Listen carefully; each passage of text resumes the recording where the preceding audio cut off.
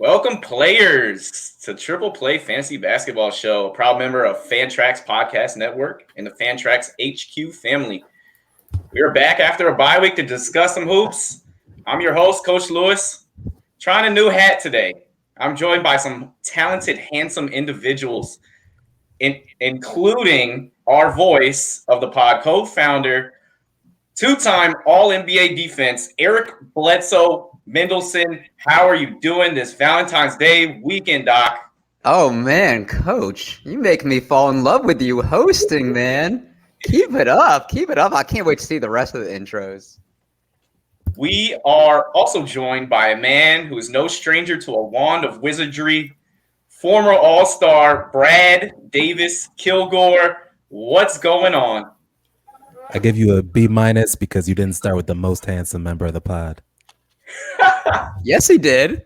I wanted to give Doc his credit, and I actually chopped that up. I said Brad Davis. It was Brad Miller, who only averaged 14 points and 9 rebounds. All-Star nod. Jeez. Yes, sir. Yes, sir. And last but not least, our newest member of the Triple Play team, PE teacher and varsity head coach of Los Banos High School in California, former 7-time All-Star Kevin McHale Coleman. Da boys. Welcome, Kev. Hey guys, happy to be here. I feel like you picked the oldest player because I'm the oldest guy on the show now, so I feel like that's a little hurtful, but I'll take McHale. He's old school. He's a legend. He's not old. There you go. That's right. Well, we have a great show planned for today. We're going to talk a little fantasy, players to add for Week 9. We're closing in on All-Star Weekend right around the corner. The All-Star Game would normally take place right now, Valentine's Day weekend, and quite possibly that significant other appreciates the fact that it's taking place the weekend of March 7th. And to close things out, as always, we have our question and game of the week hosted by Doc, revealed at the end of the show. But first, a little news and notes.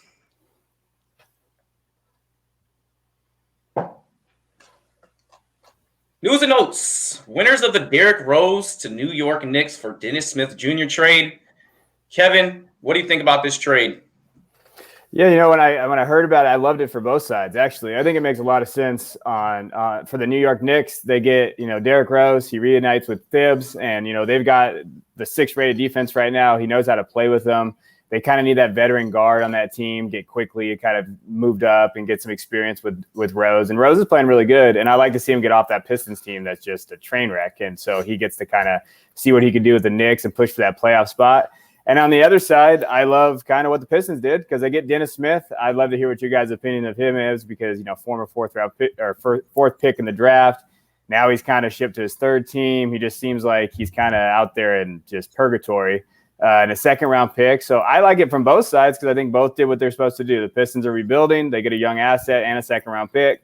Knicks are trying to go for at least the playoffs and kind of solidify their young people around someone like Rose. And so I like it for both sides.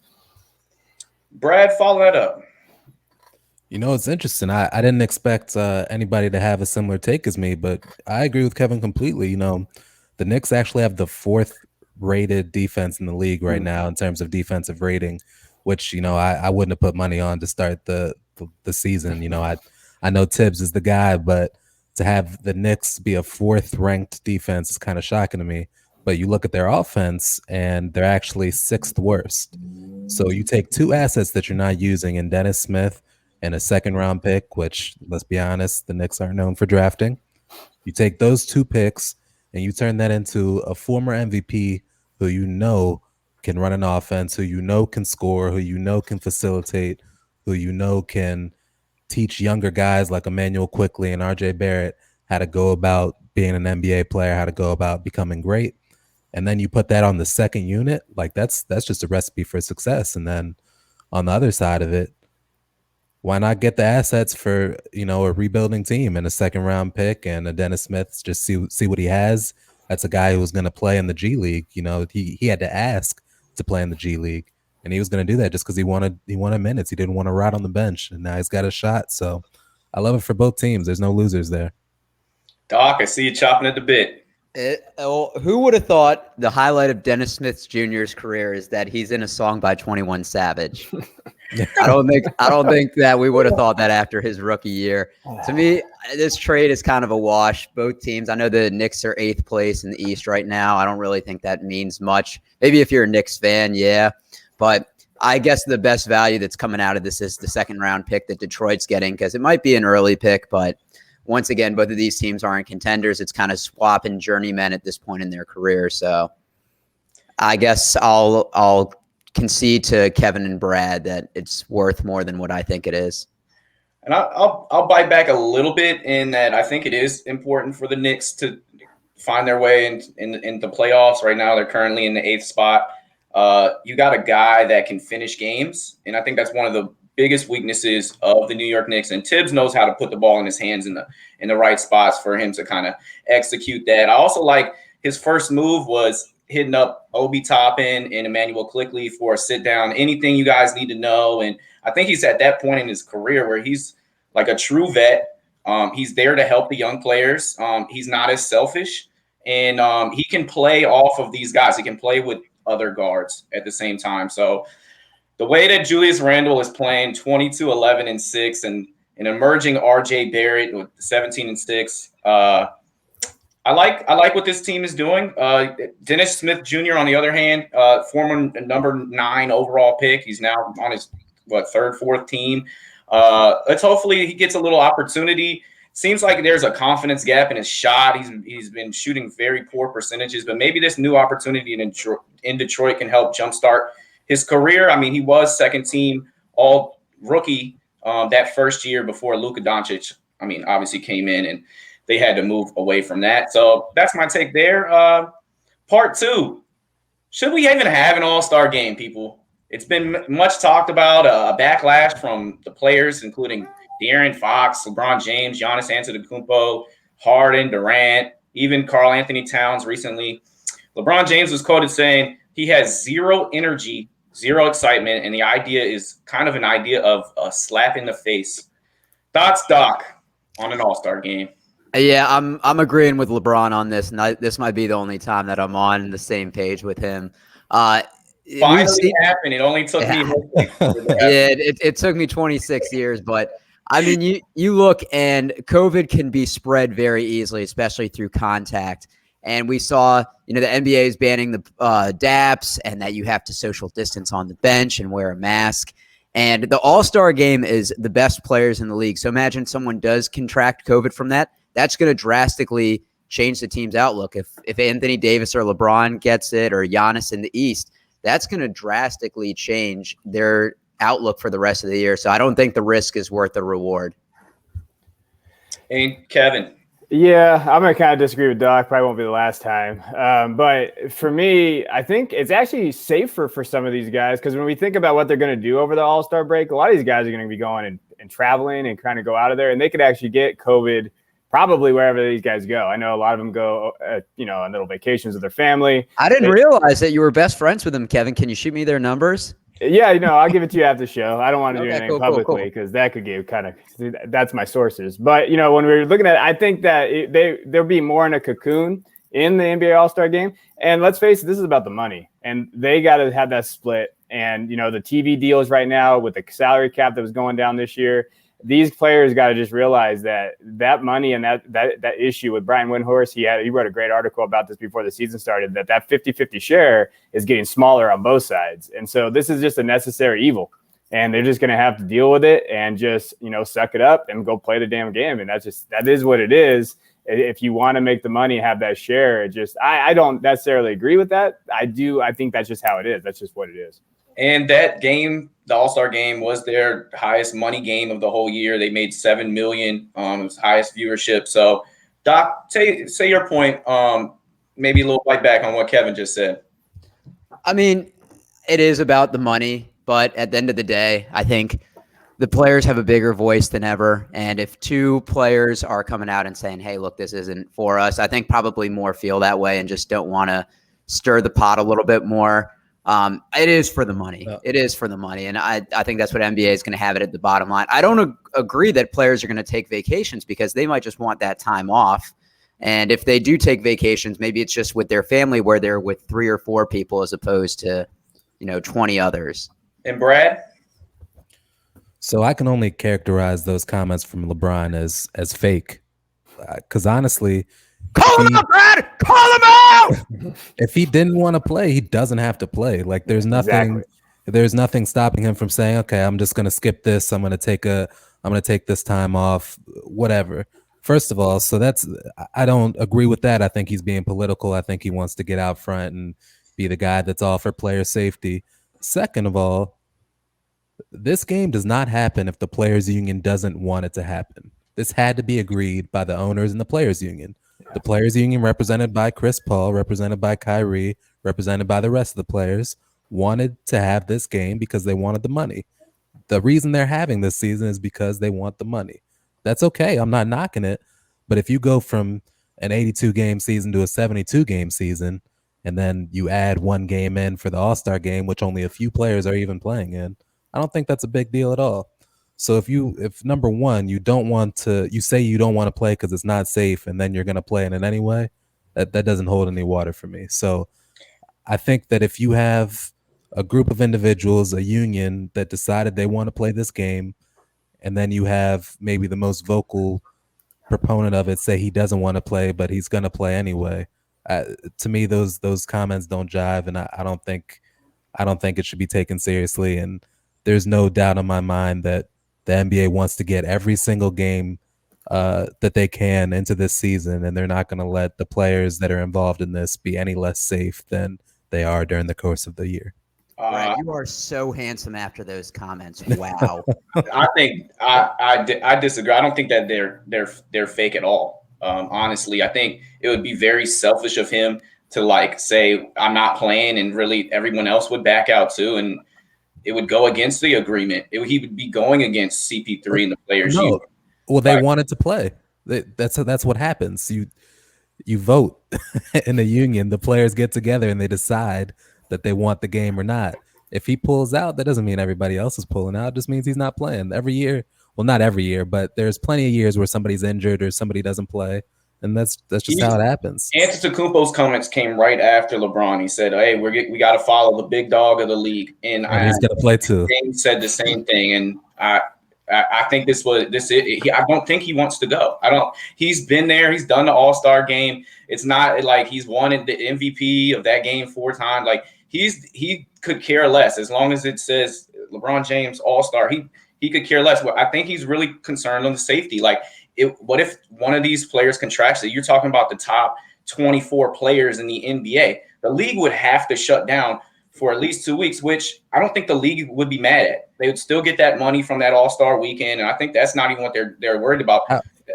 How would the league have to shut down if such a small amount of players are going to be in that game? Who's watching the Lakers without LeBron James and Anthony Davis? And that's not fair to the records. The Lakers fans, the the people that claim they were Lakers fans from 2011 to 2017. Exactly. Let's see if they're really still loyal and watch without LeBron or AD. And we're calling you guys out. It's not about, they don't get money for the views of the game. They get money for the game being played. The money is already contractually obligated to go to them. It doesn't matter, if LeBron is sitting or AD's sitting, which he's done plenty of times this year, not LeBron, but AD, people still watch the games. It doesn't mean you have to shut down the league. You just need 8 players to play, and they'll have those 8 players. Well, we're going to have to agree to disagree on LeBron James being fake because this is definitely all right. No. Hold on. Before we move on, I don't want to say LeBron is fake. I'm not characterizing the dude. I'm saying these comments are fake. If he didn't want to play, he doesn't have to play. And I think LeBron has shown a history of always trying to be on the right side of public perception. Yes. That's who he is, but he never jumps out in front. He waits and he reads because he's smart. LeBron's about his brand. Let's just that's who LeBron is. So I think with these comments, he knows he's got to play, but he's like, well, see, I told you, it's just a health thing. See, I'm on your side. When the Bucks were boycotting the game, when they were doing their Wildcat strike, he didn't have an opinion of his own of what should do. He comes out saying, "Oh, I called Obama," as if Obama knows the answer to all the world's ails. Like it's he just wants to sit back and wait and decide what's the most popular decision, and he goes with that. It's not necessarily negative. I understand that. There's a reason he's going to be a billionaire. It's because he makes those smart political decisions. It's calculated. All of his moves are calculated. All of his moves are calculated, and that's fine. But to act like it's not calculated, I don't think that's paying attention to the history of the things he says and does. Now I get why before the pod, Brad says you're not going to like me for this one. I get it. I see it now. I get it now. And we'll have to talk about LeBron and whether he's leading or he's letting other people lead and then jumping in when it's convenient for his brand. Another day, another time. But we got to talk about fantasy. We are a fantasy pod. Let's talk about fantasy ads for week 9. Which players are the top available players in most leagues you have your eye on? You pondered that ad button. Could be a hot player that's under the radar, somebody benefiting from an injury, an opportunity, or a guy on a team that has 4, possibly 5 games this week. We love those type of pickups. Brad, who are we picking up week 9? Yeah, man, I feel like every time we do this, I'm picking somebody on the Spurs, but just the way it shakes out with injuries, and this guy's finally healthy, and he's about to jump back into the starting lineup. My guy Derek White, man, he's an excellent point guard, and he's 15% owned right now in ESPN leagues. So his minutes aren't going to be, his full 30 minutes a game, which he'd likely get if he wasn't coming back from an injury. But as he ramps up, he's going to be somebody you're going to be very happy you owned in maybe 2 or 3 weeks, because he can get you the points. He's absolutely going to get you the assist. And the games where he's heavily involved, he's going to get some boards as well. So I really like what he can bring to the table. He's a great shooter. He's a great distributor. And he's on a team that if he kicks it out to somebody, they can hit that 3. So he's able to get those assist stats as well. So I really like what he can bring. And I thought you were going to bring up another Spur. Let's see if that other Spur gets mentioned here. Doc? No, I'm not going to bring up any Spurs. I have a couple guys. The first is Josh Jackson. He seems to be a guy that has a good 2 or 3 week stretch each year that you can pick up and ride the wave. He's averaging over 18, 6, 1.5 steals and 1 block over his last 5 games. Small forward and shooting guard eligible. And then the other guy is Nerlens Noel. Mitchell Robinson fractured his hand yesterday, arguably having the best game of his career. So you figure Nerlens Noel will slide in to that center spot. Yesterday, he played 16 minutes, had 3 blocks. The game before that against Miami, he played 19 minutes, had 3 blocks. The game before that at Chicago, played 20 minutes, had 3 blocks. So I think when you see him for 30-plus minutes, he could get you 4 or 5. And in a head-to-head category league, that is crucial. That guy blocks everything. And the guy for the Spurs that I was going to mention, he blocks quite a few shots himself, and that's Jakob Poeltl. Jakob Poeltl is owned in 39% of leagues. He had 14, 12, 3 steals, 3 blocks yesterday. And in 3 of the last 4 games, he's had 3 blocks, and it seems to be getting more playing time for San Antonio. Kev, who do you got? Who are you watching? Yeah, I'm going with my guy Frank Kaminsky from the Suns. He's actually, I actually just picked him up in the league for $2 on the waiver wire, and because Towns is just completely killing me right now. And so, he's actually got a lot of minutes. He's kind of been inserted into the starting lineup. He's had 29 and 35 minutes the last 2 games. He had 30 fantasy points last game against Milwaukee. He fills the stat sheet. He's one of those guys when you're looking at it, you're like, wow, yeah, he had 14 points, but he also had 8 rebounds, 8 assists against Milwaukee. So he's kind of that stat stuff for right now. And I think that he's continually getting more reps and he's getting into that starting lineup. And he's probably available because I honestly didn't even know he was still in the league. He's actually he's killing it right now in terms of his minutes. He seems to be kind of finding a role on that Suns team. So I like him right now. He's a good pickup for maybe you can stream him for the next couple of weeks and see how he's doing. And a guy that fills it up and a guy that I've now owned for 3 different times is my boy Kelly Olynyk. He is the 93rd overall fantasy basketball player, according to Yahoo. That's this entire year. And when he gets minutes, he produces, whether it's points, rebounds, he can hit the 3. He gets weird steals and block numbers as well. He shoots a high percentage. So I like Kelly Olynyk, especially when he's in that starting lineup. And I did want to mention – Coach, you're not a true Wizards fan. True Wizards fans would never roster Kelly Olynyk. Well, I guess fantasy kind of changes you a little bit when you picked up. I drafted Dak Prescott in football, and it was the worst mistake, and he never missed a game. And it's because I drafted a Cowboy from a Washington football fan. And hey, Dak I lost never, because of that. Dak never killed the Washington football team in a playoff elimination game. Kelly Olynyk did. True Wiz fans don't ride with that. Yeah, I mean, I don't like him as a person, really, but I like his fantasy production. And before we move on, just take a look at those rookies in Detroit. You got Isaiah Stewart starting, and Sadiq Bey dropped 30 yesterday, 7 3-pointers. But moving on. If you like what you hear so far, make sure you never miss a show by clicking the subscribe button wherever you find your podcasts.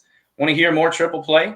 Great news for you. We have a fantasy baseball and football show that you can also check out, available anywhere you get your podcasts. If you're enjoying the content, how about dishing out an assist like Magic used to do with the Showtime Lakers by giving us a 5-star rating and review? Much appreciated. Check us out on Twitter and IG at TripPlayFantasy. Eric and Brad run our social media and provide daily questions. Our weekly episode drops, as well as spot interviews. We just had the pleasure of having 10-year pro Damian Wilkins, and that will drop this week. We want to keep you entertained, but it starts with you. Thank you to Loyal Player and your listens each and every week. All right, time for some NBA catch-up. Time to talk about who's been cooking. It's the impressive performance of the week. Which player balled out this week and deserves a shout-out? Starting with Coach Kevin. Yeah, man, I'm going with my boy Ben Simmons. He gets a lot of crap, and you know what? I really love him because as a basketball coach, he does all the things that people don't necessarily see, and you're like, wow, you know. And I thought his game against Portland, I mean, he had 23, he had 11 rebounds, 9 assists, 1 assist away from triple-double. But if you watch that game, he kind of changed the momentum of that game. I know they lost at the end because of a questionable call, but Lillard couldn't get by him. Yeah, Lillard still put out his points, but he shot 6 of 21 from the field. And his defense and just what he brings to the court, brings to that team, he's a big part of that. I know the Sixers are glad they probably didn't trade him with that Harden deal. I think that lit a fire under him, and what he's done. I mean, even against the Brooklyn Nets, the previous game, he shot 70% from the field. Against Portland, 83% from the field. And he's just an efficient basketball player. And I've actually turned around on him. I was a little bit down on him because I just was like, can you just shoot a three? But I think there's just little things that he does as a coach I love to watch as a basketball coach, and just a guy. And he's really efficient. And so I want to give him a shout out this week. He's done a hell of a job since all the trade stuff was going down. I thought he's become a kind of professional. I love Ben Simmons. I know he can't shoot threes, but he's probably the best perimeter defender in the league. He's probably the guy that's not going to make the All-Star team that I value so high, and he's the guy that I admire his game so much. So I'm glad you pointed him out. Let's follow that up with Brad. So for me, it can't really be any other guy but LeBron. The Lakers have gone 8-2 in their last 10. LeBron hasn't missed a game. He's had triple doubles. He's had 30-point games. He's had, the boards, the assists. He's had, he's been in three overtime games in this past week, 3 in a row. It's stunning to me what he's doing at this age. I think he's the best version of himself that we've ever seen. The three-pointer that he's added to watching those games, he's closed out every single one of them. Closing out everything, and the three-point shot that he's added to his game has just made him truly unguardable.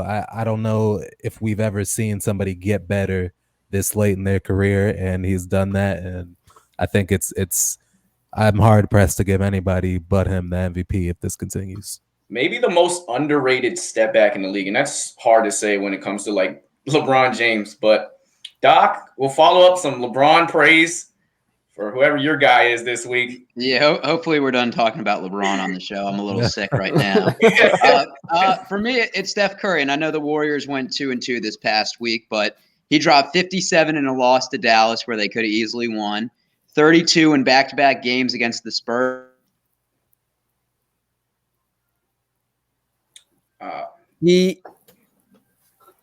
Doc, you're on you. You might want to start again on your pick. My mic is messed up, so I'll just start on here. But for me, it's Steph Curry. The Warriors went 2-2 this past week. He dropped 57 at Dallas in a game they could have won, 32 on back-to-back nights at the Spurs, and then 40 against the Magic. He is the sole reason why the Warriors are 14-12. And I think he's proven a lot of doubters wrong who thought that he was just a product of the system or that he wouldn't be anything without Clay and KD. And Steph is putting the team on his back finally. And I love that you pointed him out. And he had 10 threes to go with that 40, and he had 11. You guys know why the Warriors are winning now? Draymond. It's not Steph. It's all Draymond. Draymond helps, but the fact that Oubre and Wiggins are actually doing something now, it matters. Like Steph can't do it all himself. It doesn't matter if he scores 50 or 60, a game. Like they got to score 110 to win, and Oubre and Wiggins are coming in now. It helps when you're shooting 44% from three land, shooting 11 a game. The babyface assassin now has 17 of the 58 double-digit three-point made games in history. That's 30% of them for those who are keeping stats at home. So I'm glad you pointed out Steph Curry. But I gotta point out the guy that went heads up with him, tied his career high at the time, and took the W, and that is our next league superstar, and that's Luka Doncic.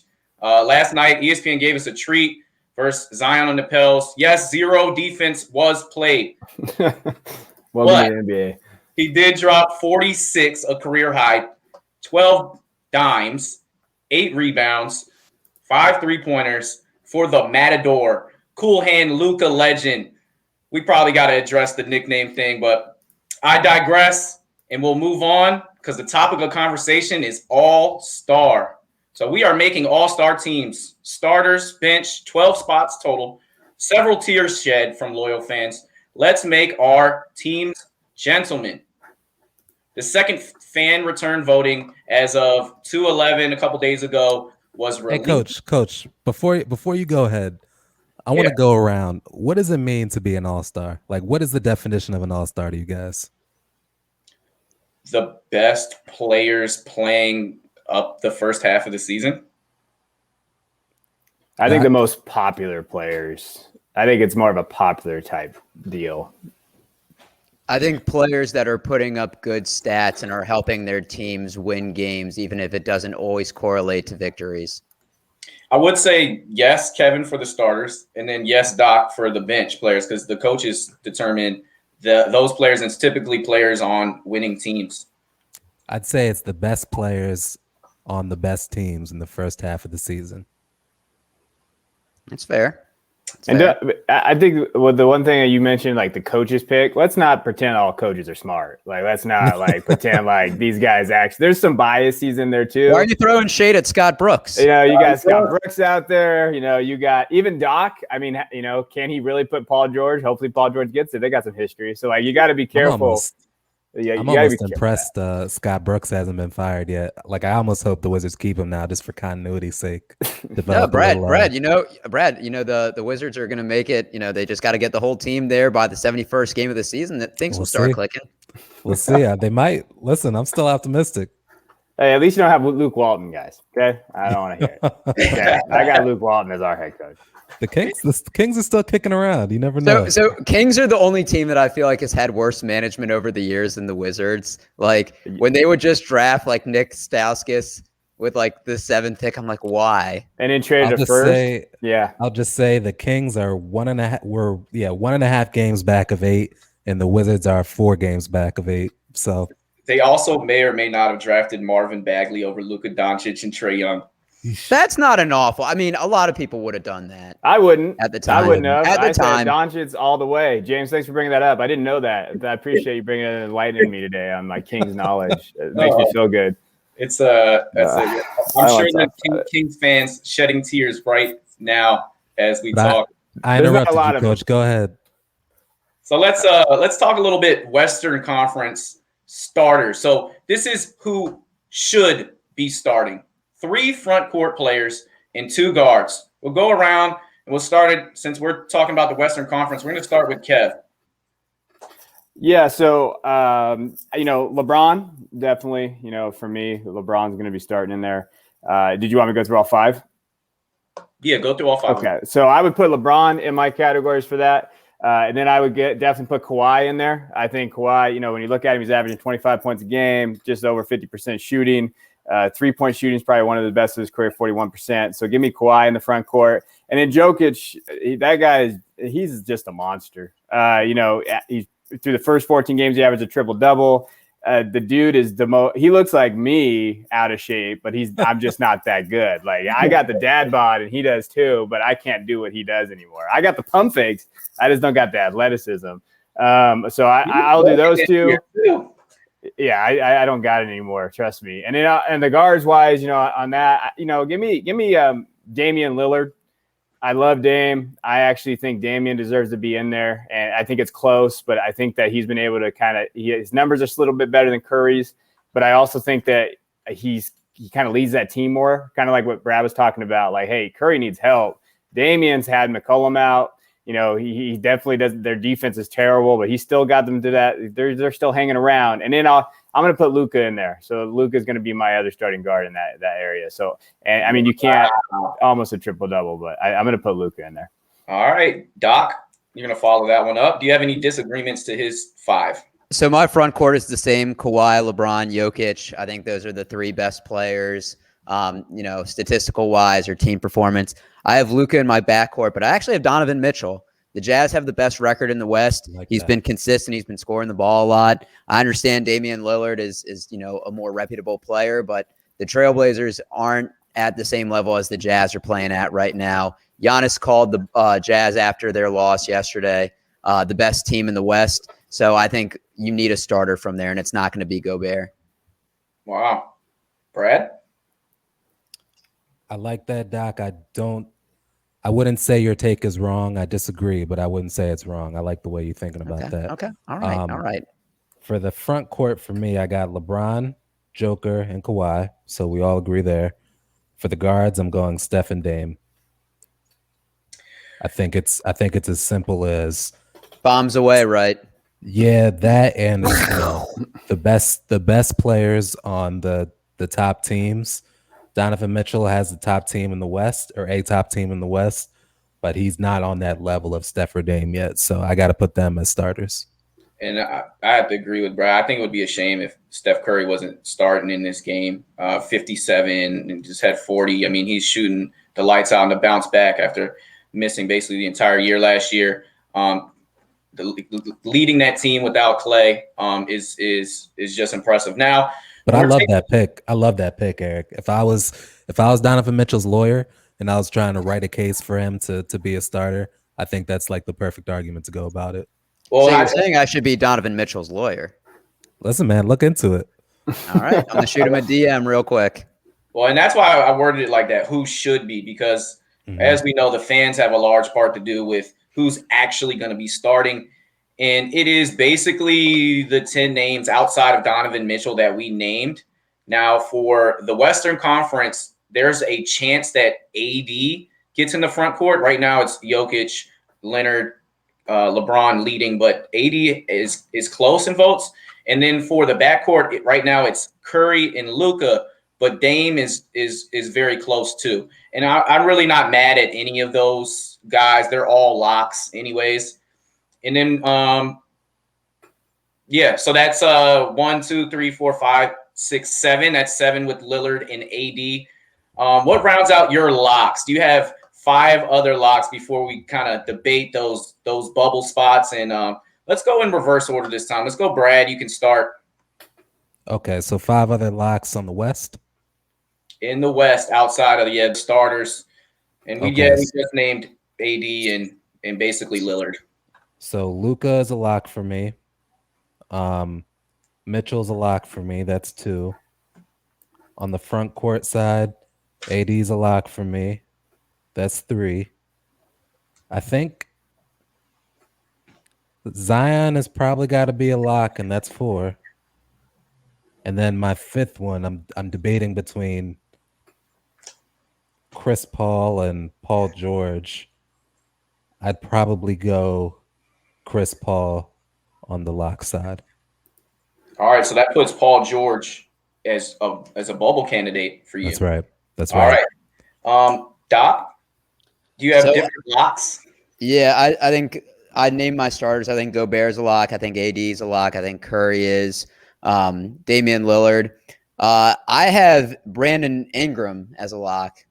He's averaging a little less than Zion is, but he's averaging more assists, slightly less rebounds, but he's averaging more steals. He's been more consistent. Zion had to sit out a couple games with the COVID protocol, and he'll score 36 one game and then score 11 the next. Brandon Ingram is kind of the engine behind the Pelicans, so I would put him slightly over Zion.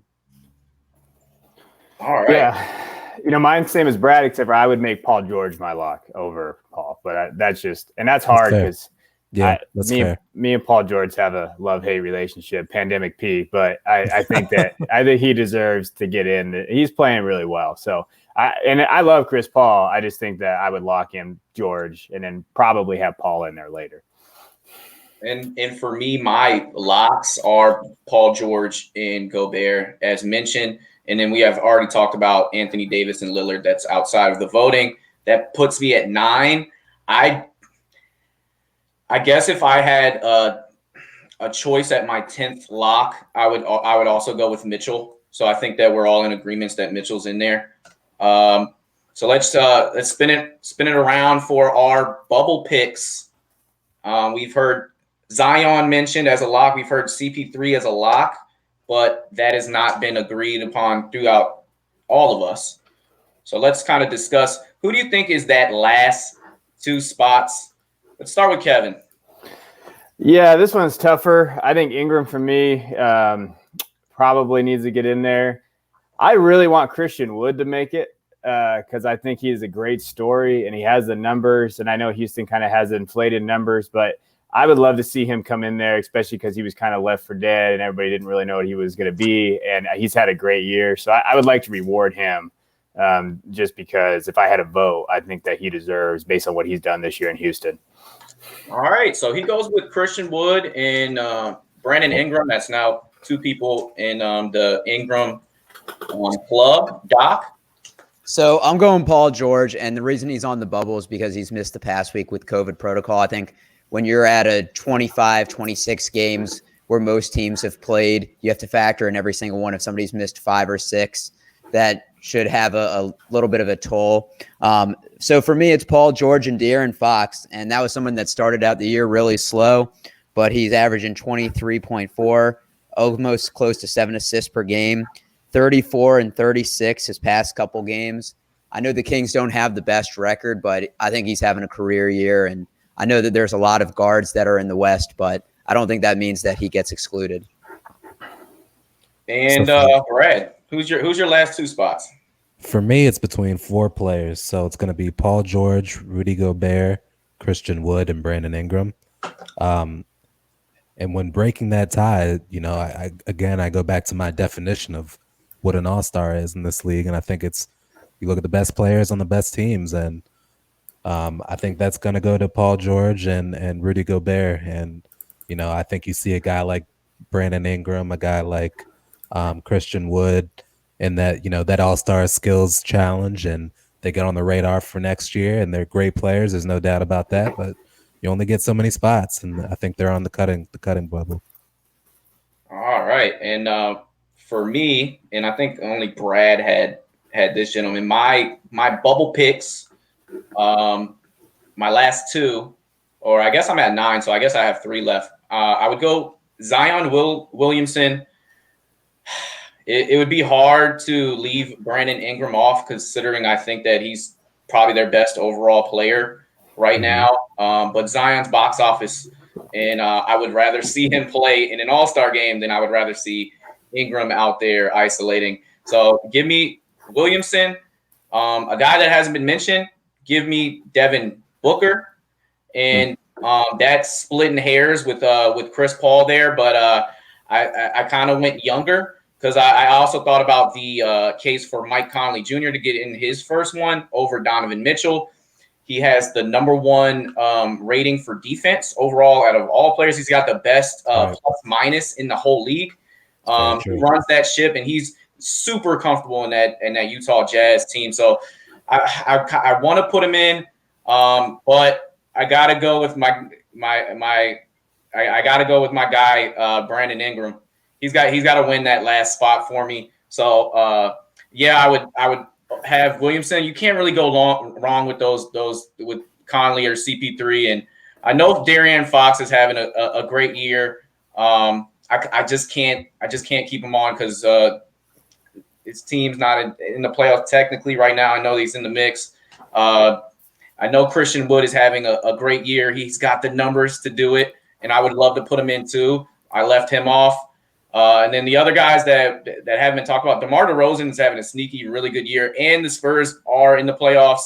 So you want to take a look at him. He might have a chance. CJ McCollum was on pace to get there, averaging 27, but of course he's injured. And then Ja Morant too. If he wasn't wait. We're talking about teams that are in the playoffs. The Pelicans aren't in the playoffs, and we have 2 players coming from them. The Mavs are out of the playoffs, underperforming expectation, and Luka is a lock. The Kings are 1.5 games out behind the Warriors. So what draws the line then?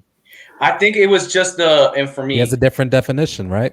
I think for me it was just I got to choose between. He's talking Mitchell, box office. Mitchell and Conley, and I got to choose between Booker and CP3, and maybe that's why I couldn't really decide. But you could argue Brandon Ingram off the team for me. Shai Gilgeous-Alexander's. Let me ask you this, Coach. So if the Pelicans have 2 All-Stars, why are they so bad right now? What do they need? Just an unrelated question. Well, bad. It's not a great fit here. We don't have. They're not a good shooting team, right? They're young. They're learning how to win. They're learning how to play together. They're playing a little bit better right now. Lonzo had a very rough start, and then the 2 trade All-Stars is 2 All-Stars though, and he's out. So, well, I mean, you've seen 2 All-Stars on bad teams before. It just rarely happens. Zion Williamson is like one of the most popular players in the league, and I think he missed 1 shot on 15 attempts yesterday. So it's tough out there in the West, even with KD gone, even with Russell Westbrook gone. Like, it's still super duper tough out there in West. So I think that we all have our one guy. I think Kevin has Wood, Christian Wood. I think Doc had De'Aaron Fox. I think my guy was Booker, and Brad's guy.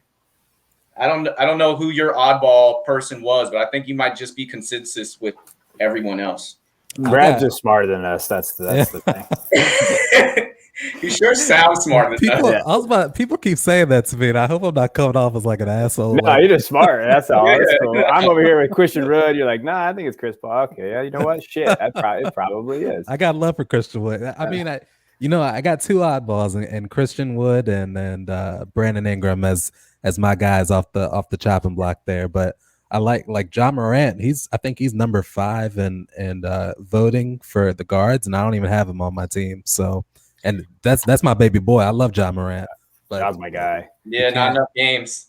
If you ask me, not enough games, and they're not good enough. And he's got a long list of elite guards ahead of him. Like it's just not going to be his time for a little while. If you ask me, they should expand to 13 like they did when they added Dirk and D Wade and kind of gave him a courtesy All-Star. And I would have put Chris Paul as my courtesy 13 veteran, kind of your veteran spot. But we do have another conference that we have to get into. Hold on. Can we give a shout out to Brandon Ingram, my guy from Duke? He is the dude, and he's a scorer. He's shooting his highest percentage from 3 that he has all his whole career. Coach said it. He's the best player on that team, even though Zion is our kind of unanimous All-Star pick. He's the best pure scorer since Carmelo. I will put that down on my gravestone. I think he's the best pure scorer. He's going to be one of those guys that we've seen since Carmelo. Kevin Durant came after Melo, though, right? I was about to say, what are you talking about, KD? I'm not a KD guy, okay? Leave me alone with KD. I think Brandon Ingram is just a scorer. KD does a lot. He's an overall better player, obviously. But I think Ingram can mold into that guy. He's still young, and he's still there. He's only 23, and I think that he's the next Carmelo. I don't think KD kind of fits in that category. So you're saying he's not going to win a ring? Oh, I don't think so, but he can score the shit out of the ball there, Doc. All right. right. And he can go, and he's going to average. I think he can get into that 28, 29 points a game. I think if you ask like any NBA player, I think they tell you Kevin Durant is the best scorer maybe of all time. Well, you know what? I'm a high school history teacher, Brad. All right. Yeah. So mine is Brandon Ingram. So you guys come at me. We got material for future weeks. We do. Kev, you know the one player that they compare Brandon Ingram to the most is Kevin Durant. So I just wanted to. Well, I'm comparing him to Carmelo Anthony. All right, that's my guy. It's not. It's actually not crazy. It's not. If he used his body more, like if he used his body more in the post, I would see that. But yeah, I can. They're both very smooth, silky. Yeah. They are smooth and silky. And speaking of smooth and silky, we're gonna move on to the Eastern Conference and Eastern Conference All-Star starters. Who do you think should be starting? So I'm going to go reverse from how I started with the West. So we're going to start with Brad. All right. So my 3 front court guys, I got Kevin Durant, Giannis, and Joel Embiid.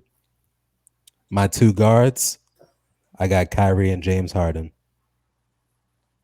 So the Nets are going to have 3 starters on their All-Star team. That would be pretty darn cool, actually, to look at. Doc, disagreements. I don't think we'll hear one from the front court, but no, I think it's probably going to be unanimous with the same front court for both sides. For me, I have starting at the guards, Bradley Beal, leading the league in scoring right now. I know the Wizards are the worst team in the East, or maybe all of the NBA, but I don't think you can overlook what he's done. And this is going to catch people by surprise, but I have Malcolm Brogdon. He's having a great year. He's averaging over 21 points a game, 4.2 rebounds, 6.5 assists, 1.3 steals. And something that doesn't show up in the box score, he plays great defense on the best guard from the other team. And I think he's one of the better two-way players in the NBA and is someone that's undervalued. He probably won't get in because he's not as big a name, but I think that he should be starting. Interesting. And yeah, that's somebody that I left off of my team entirely, but of course he got super consideration. Kev? Yeah, my front court's the same. I also had Bradley Beal as one of my guards. The dude's he's just that good. 32 points, 5 assists, or almost 5 assists, 5 rebounds. You have to put him on, even though the Wizards aren't playing very well. And then my guy actually is I'm putting Jaylen Brown in my starting lineup for the Celtics. I think he deserves to get in. I think that he should be a starter. You know, when you look at what he's done this year, 26 points, 5 rebounds, 3 assists, he's kind of been the leader on that team. I know they have Tatum, but he's actually really stepped up for them in big moments. And I like what he's done this year. And I think that he's really improved. And for someone that wasn't high on coming out of Cal, he's definitely improved this year. I think he deserves a starting spot just for what he's been able to accomplish this season. Yeah, he's been brilliant, and he hasn't missed a game. When we saw Tatum get COVID and miss 5-6 games. So yeah. I think that you could make that argument. I think that he should be starting. I think that he's a lock for this. But at this point in the voting process, it's Brad Beal leading guards, and then Kyrie Irving too. So it'd be interesting if Kyrie does not make that voting all-star starting, if the coaches think that maybe some of his shenanigans, maybe missing some games, is going to hurt his chances to make the team. And an outside guy that might make that. I think KD has missed more games than Kyrie for the COVID and all that. Yeah, stuff. Well, you never know what the coaches think and what their implication. But he's been. I'm just saying, like, people should stop using that if they're not going to use it for KD. No, I hear you. So that argument is valid. And then the other guard that has a chance to get that starting nod is Harden. So it is Beal, Irving, Harden race right now. And then those front court, that's pretty much locked, stamp, and key. I mean, you're not going to argue between Embiid, Giannis, Durant. So we've heard Doc say one of his locks is Malcolm Brogdon. Doc, what's your other 4-5 guys, I guess, because you didn't have one of the other guys as your starter? Yeah, so I'm going with the big 2 from Boston, Jason Tatum, Jaylen Brown. I think, they're both studs, and Boston is 4th in the East. I'm going Harden as well. I know he hasn't played in the Eastern Conference the entire year, but he's top 5 player in the NBA. Domantas Sabonis having a low-key great year as well. And then for me, Bam Adebayo, I know the Heat are a little bit underperforming, but he's been consistent all year. Triple-double threat any night that he goes out. So you got to have one representative from the Eastern Conference finalists of last year. All right, and now you have two Pacers in your locks, and you're not the highest on them coming into the season. So maybe they've surprised you, and you've admired that bully ball of Dama Sabonis, who would be a back-to-back All-Star. Brad, what's your take? Who is your locks, and do you disagree with Doc at this point? Disagree is a strong word. I don't disagree. I got some differences. I got, like he said, I got the Boston boys. I got Jason Tatum. I got Jaylen Brown. Those are 2. I got Domantas Sabonis.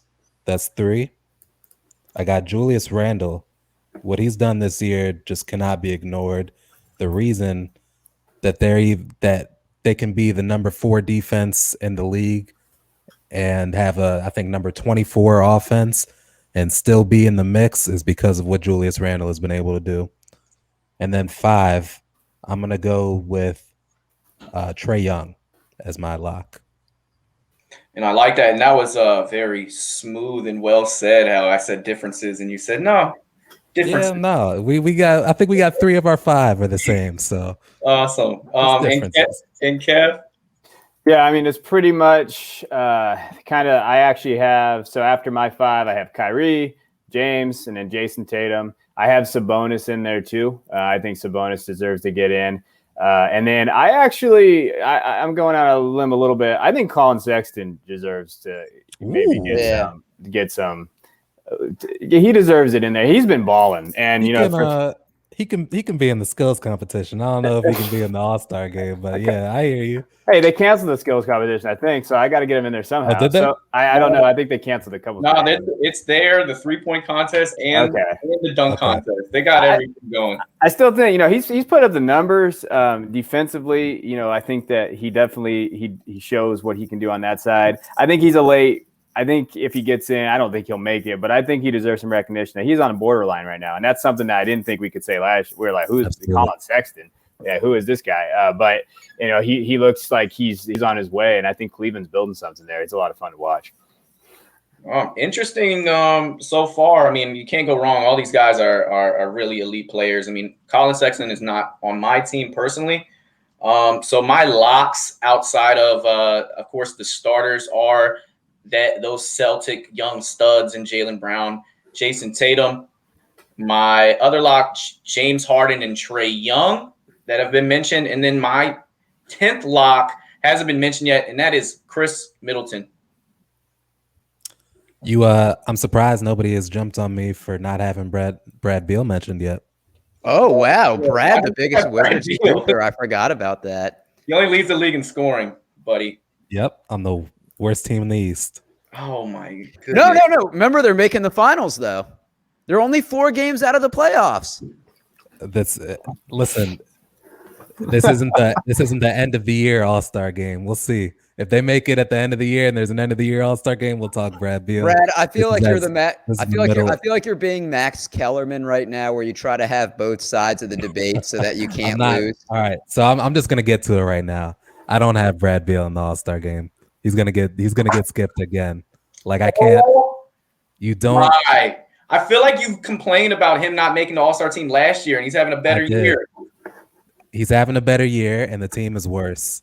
Like, you don't get points for being the worst team in the East. He's got, he leads the league in usage rate. So if you lead the league in usage rate and you're on the worst team in the East, it doesn't make you an all-star. Like, I don't care. Like, it's not like he's leading the league in efficiency either. Like, he's taking 30 shots, and he's like, the offense is essentially Russell Westbrook drive and kick.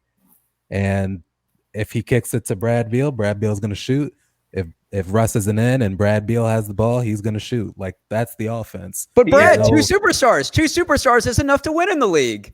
A bad year doesn't mean you blow up the team. That's why when Boston trades Mookie Betts, that's why it's stupid. You don't have to trade your best players because you have a bad year. Brad, you should have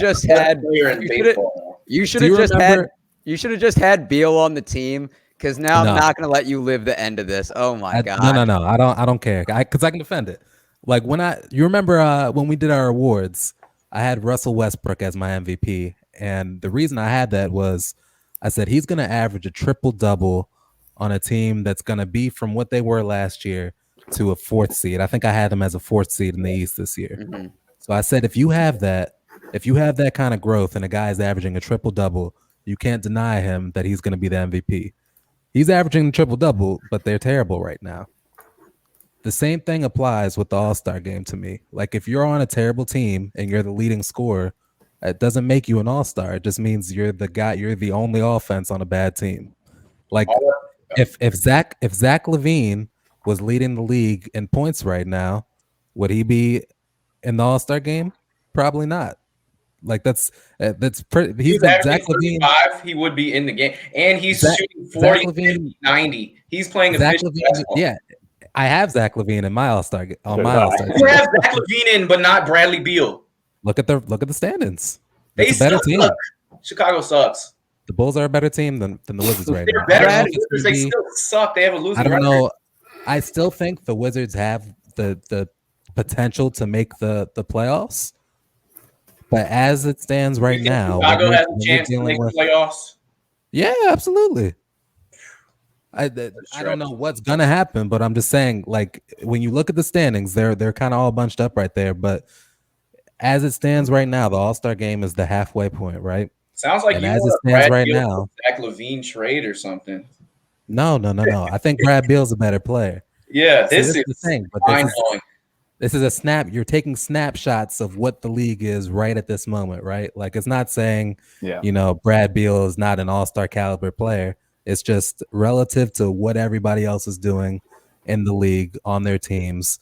And you have to factor all this in. And if you're leading the league in usage rate, leading the league in points, and you have the worst record in your conference, it says something to me. It says you're not at the caliber as these other all-star players. He also set a franchise record in scoring in one game, and he had 57 in 3 quarters and sat out half of the 4th quarter and ended with 60. Bro, you're the one that calls me Bradley Potter, man. I'm the Wizards fan. I have him. I see all the accolades. I love the dude, but he's just not. He's got more votes than anyone else in the Eastern Conference as far as guards. He's going to be starting in this game, and he's probably going to make it, but I don't think he deserves to. Oh, he'll be starting. Okay, this is who should, right? This is who should. That's my call. To defend my boy Brad, okay, I kind of agree. Like the reason why I said it's most popular is because he's going to get the votes, so he's going to get in from me. That's why I made him a starter. Now, as a basketball player, he definitely has some usage. He has a high usage rate. His plus minus isn't great, and he has been playing not that efficiently. And so you can make the argument that he definitely shouldn't start. Because of what he's done on that team. But yeah, I mean, I don't I have Zach LaVine in too, but I think that I think if you look at Zach LaVine and Bradley Beal, who's been playing better this season, and as far as his team, I would say Zach LaVine. I agree. And look at if we're gonna make it all about stats, like good for Brad Beal leading the league in scoring, whoop-de-doo. If it's all about stats, Russell Westbrook is averaging a triple-double again. Yeah. Like that's stunning. Russell Westbrook isn't even on people's radars to make the team. I see he's on cancerous this year for his team. He's shooting like 40%. So what the hell has Brad Beal been? I lead the league in turnovers. He's been what bad. Has Brad Beal been? It doesn't matter, dude. If you're losing, it doesn't matter. Like you have to do this stuff and win. Man. All right. Let's pivot a little bit. He threw us a curveball. Brad Beal. Kilgore says Brad Beal doesn't make the All-Star game. No. He'll probably make it. I'm saying on your yeah. Okay, cool.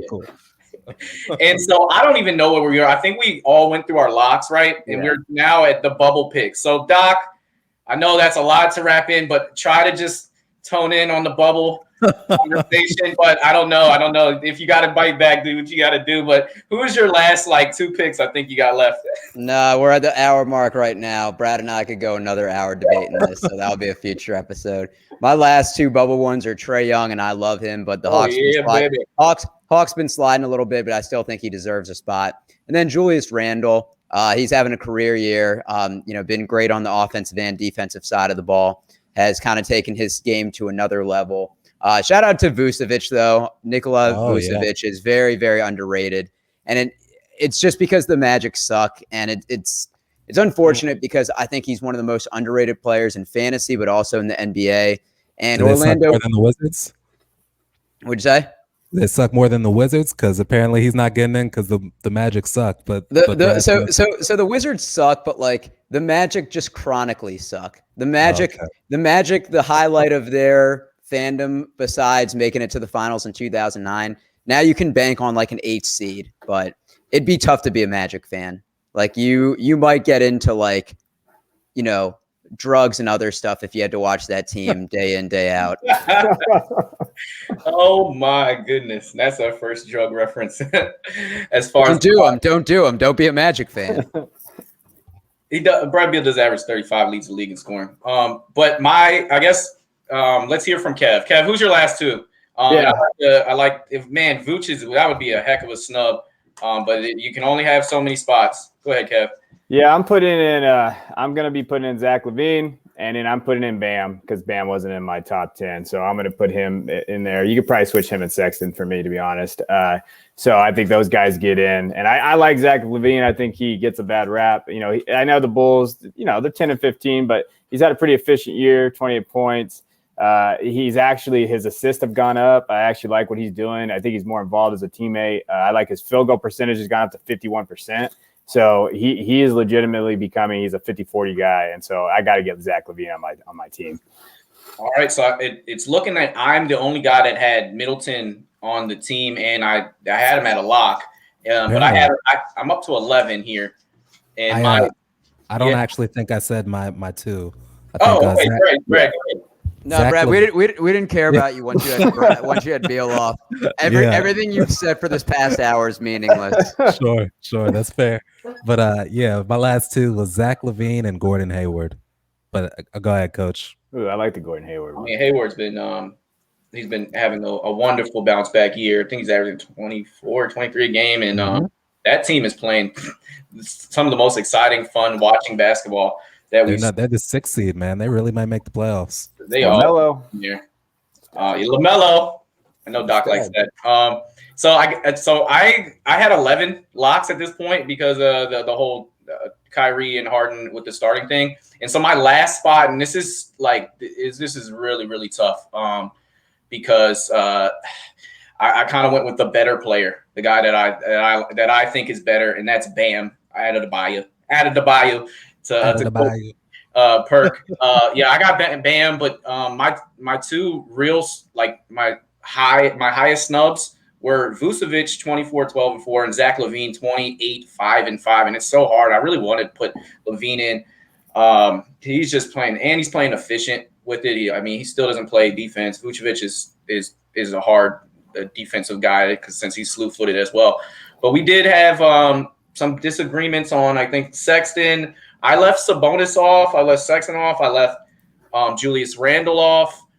Jeremy Grant hasn't been talked about. The Raptors guys, Drew Holiday, Tobias Harris having a great year. So Eastern Conference is as tough as it's been with Harden now there, with KD now there, and then some of these emergence of say Jason Tatum and Jaylen Brown. And it's just really difficult. The reason I rewarded Chris Middleton is because he's playing on a really good team, and he is one of their most consistent players, if not.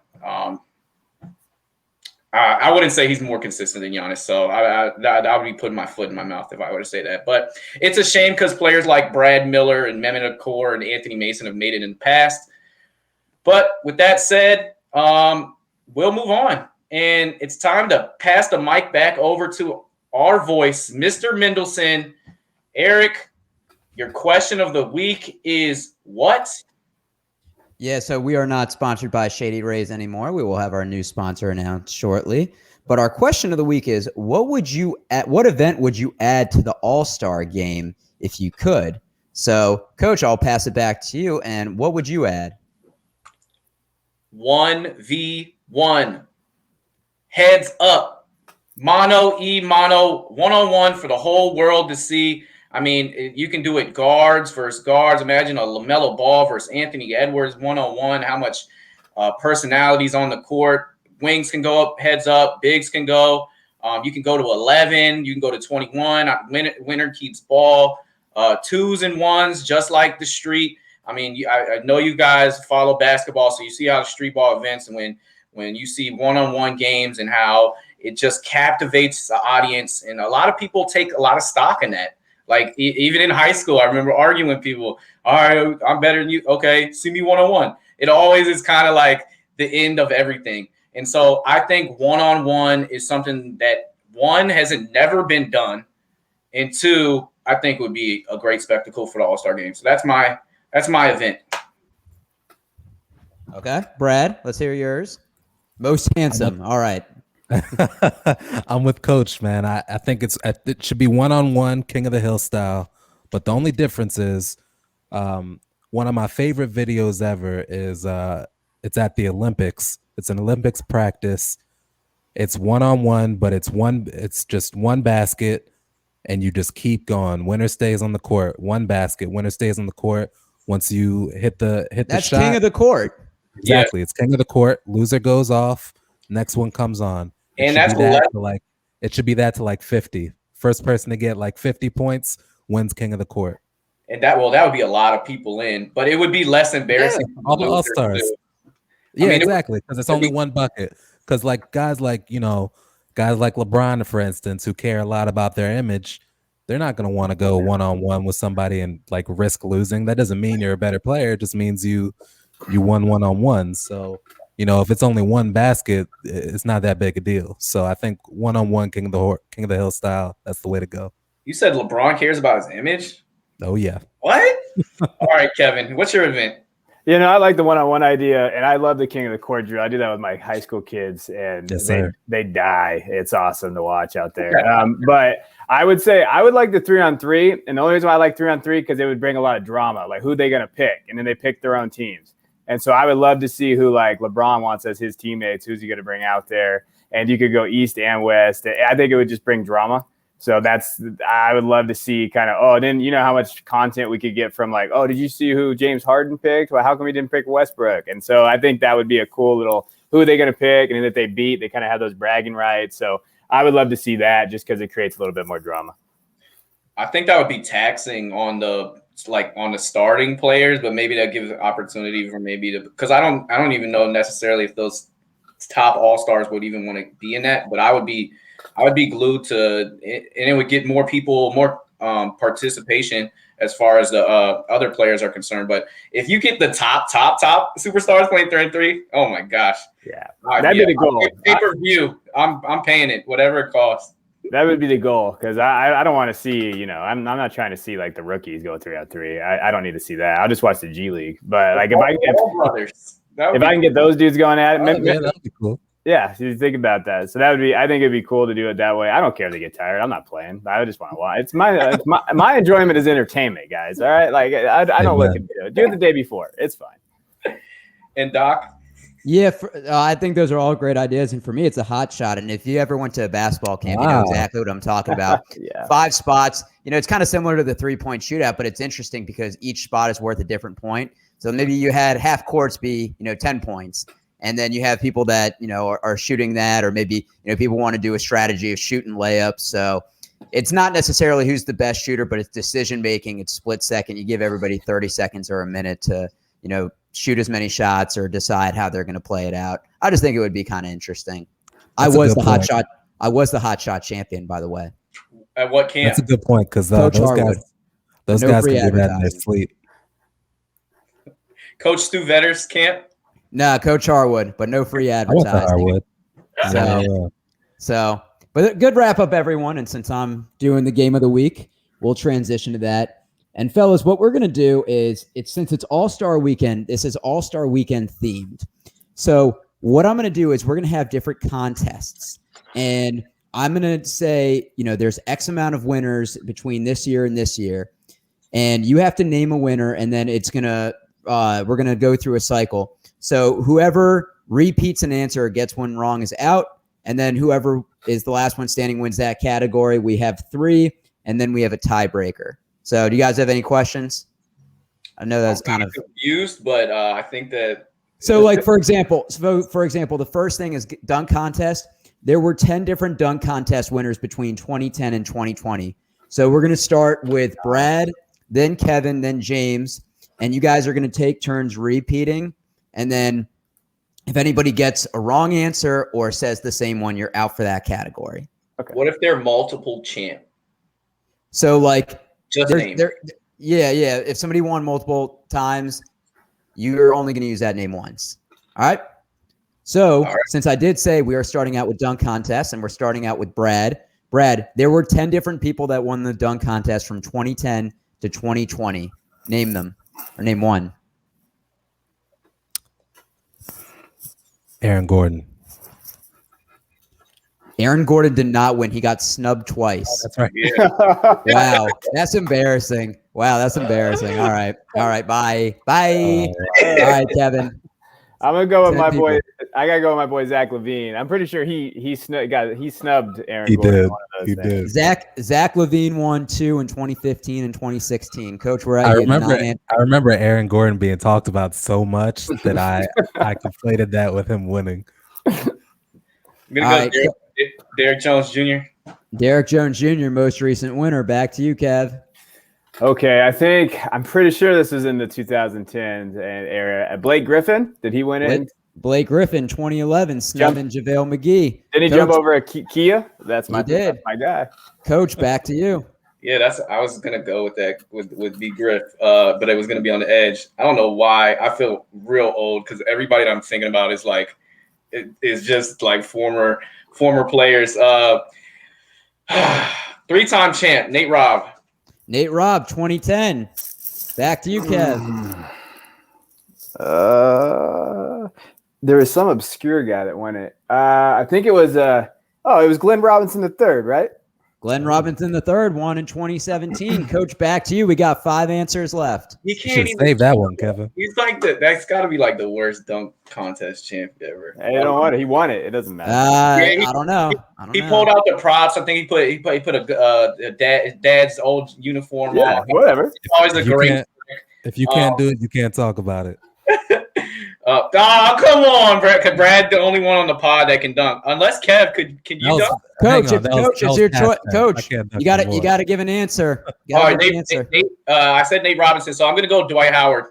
Dwight Howard won in 2009, so right before the cutoff. Kev wins this category. The other answers: Jeremy Evans in 2012, Terrence Ross in 2013, John Wall in 2014. Can't believe nobody said that. Donovan Mitchell in 2018, and the most obscure one, Hamidou Diallo in 2019.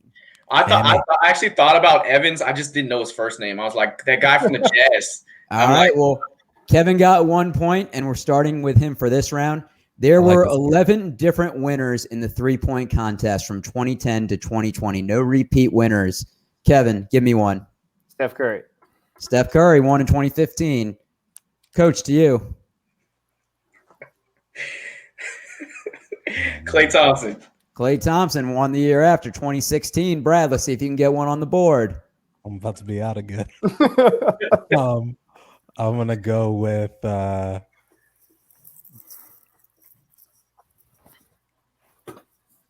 Ray Allen. Ray Allen did not win. You're right. You're out again.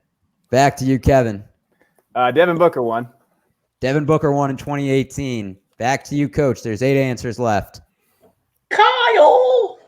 Kyle Korver. Kyle Korver did not win. So Kevin's going to win this. He's going to win the game, but we're going to do the last category just for the sake of it.